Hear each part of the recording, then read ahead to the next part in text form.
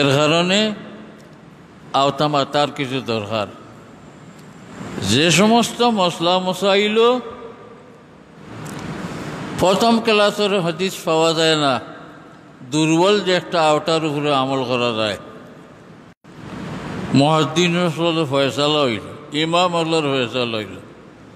যেমন আপনারা যে অজু করেন, অজুর সকল কাম কোরআন শরীফও আছে, হাদিস শরীফও আছে।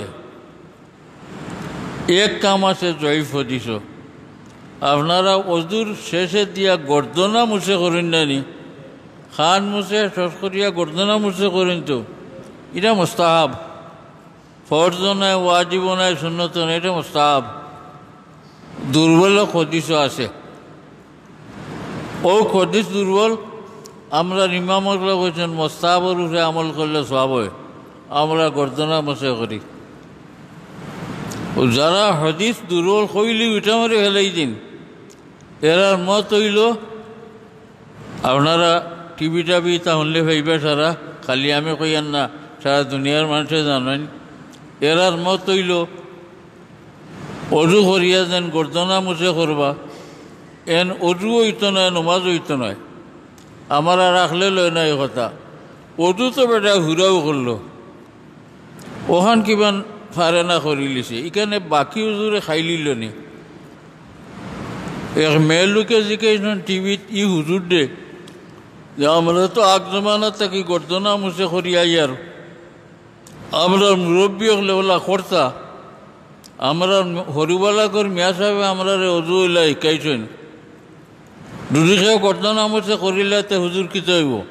তাই জবাব দিছে গর্দনা মুছে করিলে যদি ইগুর অজু হইতো নাই, আর অজু হইতো নাই তো নমাজ হইতো নাই। নাউযুবিল্লাহ মিন যালিক। ও ইটা শুরু হয়েছে এর লাগে মাঝে মাঝে আওতানা মাতলেও হয় না।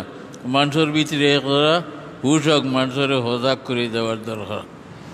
যাই হোক, ও আমি যত হাদিস আনছি এই কিতাবও কিবা সহি কিবা হাসান আর কিছু সংখ্যক জয়ীফ হাদিস আছে।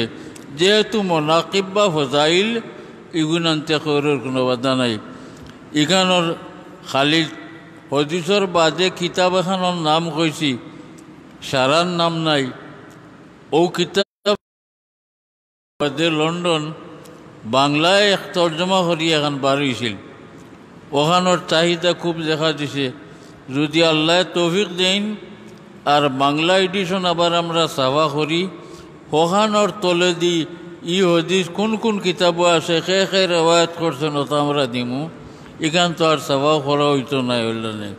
আপনার ইচ্ছা থাকলে অপেক্ষা তাহুকে হইবে ইনশাল্লাহ। আমি খামল্লা হদিসও জমাইছি।